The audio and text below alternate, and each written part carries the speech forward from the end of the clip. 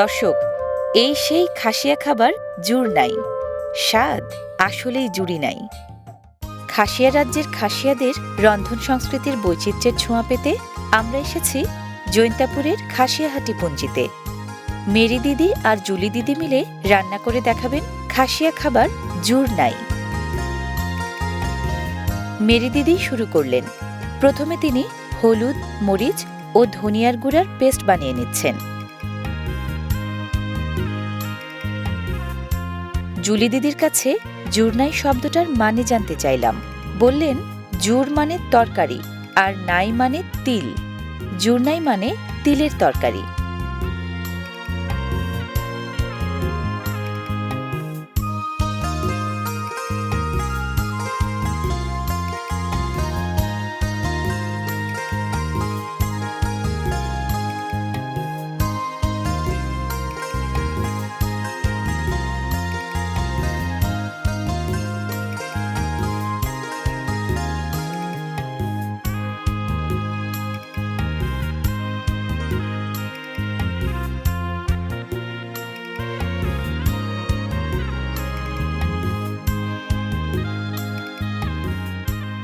তো রান্নাটা শিখে নিন।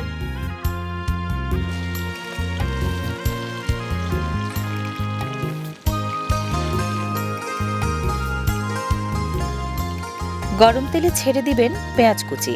খেয়াল রাখবেন যেন বেশি আঁচে পুড়ে না যায়।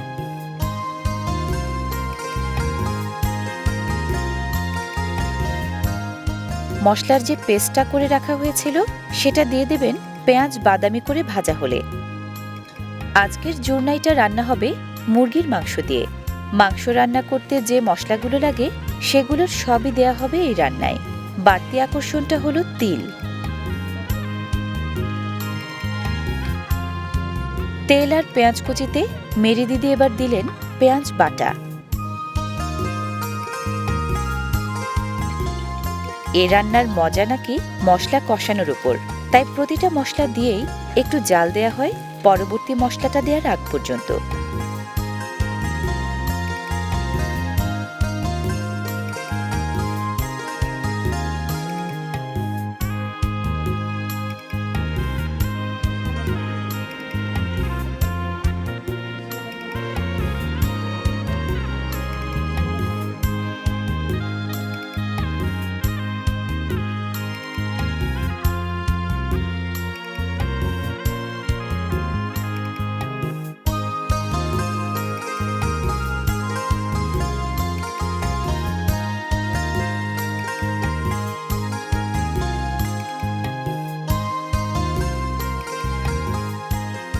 এবার দেয়া হলো লবণ।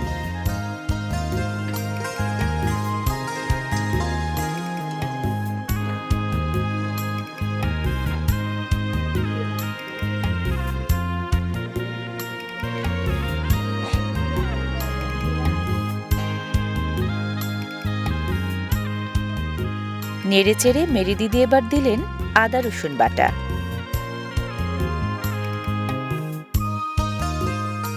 এবার সব মশলা একটু কষিয়ে দিয়ে দিবেন মুরগির মাংস।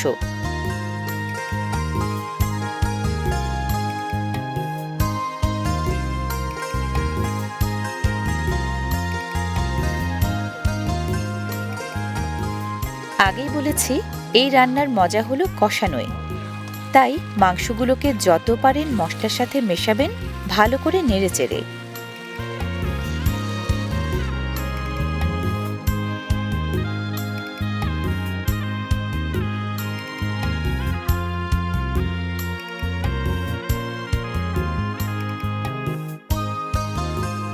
এরপর ঢেকে দিয়ে দিতে হবে জাল।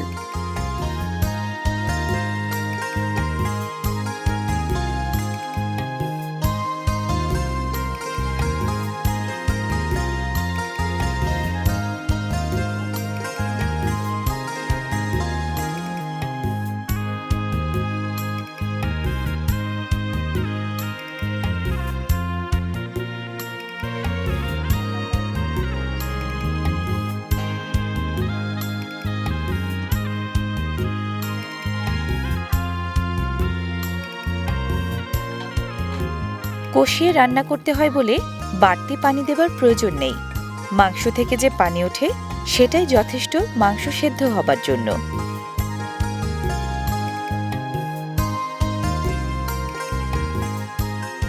মাংস কিছুটা সেদ্ধ হয়ে এলে দিতে হবে সামান্য গরম মশলার গুঁড়া আর বেটে রাখা তিল।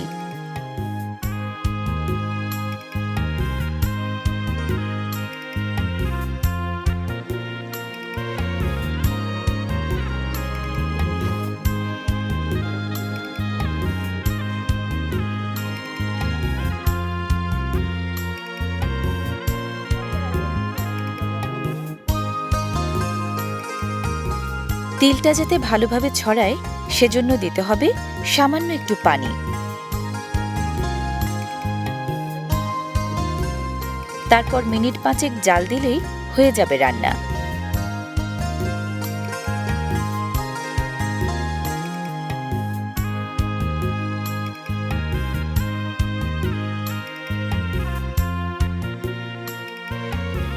তিলের কারণে মাংসের রংটা কালচে হয়, তবে স্বাদ নাকি হয় দারুণ।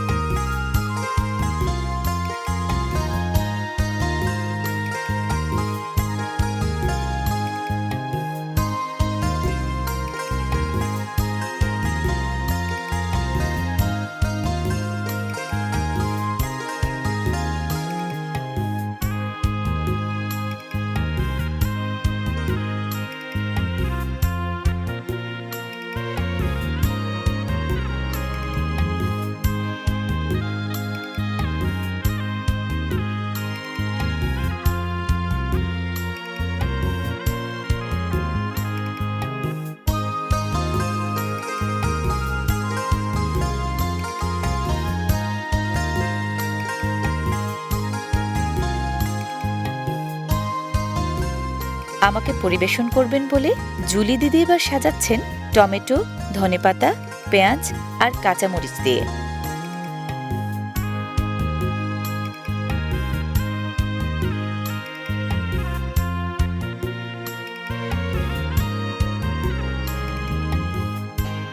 খাসিয়ারা যে শিল্পরুচি সম্পন্ন তারই প্রমাণ পেলাম ওদের এই সাজসজ্জা দেখে।